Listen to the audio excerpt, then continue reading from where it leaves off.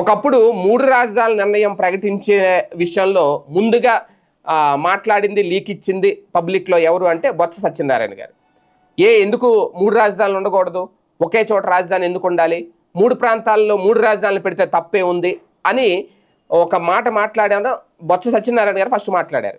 అప్పుడు బాగా వైరల్ అయింది. అప్పుడు ఆయన మంత్రిగా ఉన్న నేపథ్యంలో.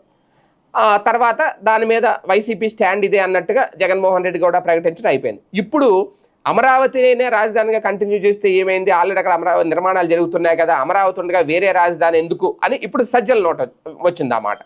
అప్పుడు బొత్స మాట్లాడిన మాట, ఇప్పుడు సజ్జలు మాట్లాడిన మాట. బొత్స మాట్లాడిన తర్వాత జగన్మోహన్ రెడ్డి గారు దాని మీద క్లారిటీ ఇచ్చారు. ఇప్పుడు సజ్జలు మాట్లాడిన తర్వాత ఇంకా జగన్మోహన్ రెడ్డి క్లారిటీ ఇవ్వలేదు. రేపు మాపిస్తారు. ఆయన క్లారిటీ ఇచ్చేసారంటే వైసీపీలో ఉన్న మిగిలిన నాయకులు, అధికార ప్రతినిధులు వీళ్ళందరూ కూడా అదే బాటలో ముందుకెళ్ళిపోతారు. మా లైన్ ఇదే, ఇక మాది అమరావతి అని. అవసరమైతే అమరావతికి సంబంధించి ఎందుకంటే ఇప్పటివరకు చాలామంది వైసీపీ నేతలు అక్కడికి వెళ్ళట్లా, అక్కడికి అమరావతి వైపు చూడట్లేదు. ఎందుకంటే ఇదేదో మాకు సంబంధించిన ప్రాంతం అన్నట్టుగా చూస్తున్నారు. ఒకవేళ ఒక క్లారిటీ ఇచ్చేస్తే ధైర్యంగా అక్కడికి వెళ్తారు, నిర్మాణాల మీద మాట్లాడతారు. ఒకవేళ ఎంతవరకు నిర్మాణాలు వచ్చినాయి, ఎంతవరకు ఆగినాయి, ఏం జరుగుతుంది, ఏంటి, ఎక్కడ మునిగింది, ఎక్కడ మునగలేదు, ఇవన్నీ చెప్తారు. మొన్న ఆయన వెళ్ళారు కదా, సాకే శైలజానాథ్ వెళ్ళారు. అక్కడి నుంచి ఒక వీడియో, ఒక ఫోటో, సెల్ఫీ వీడియో తీసి పంపించారు. ఇక మునిగిపోయింది చూసుకోండి అనేది. అంటే ఈ పోరాటాలు మొదలవుతాయి ఇక నుంచి కనుక, అది కనుక జరిగితే.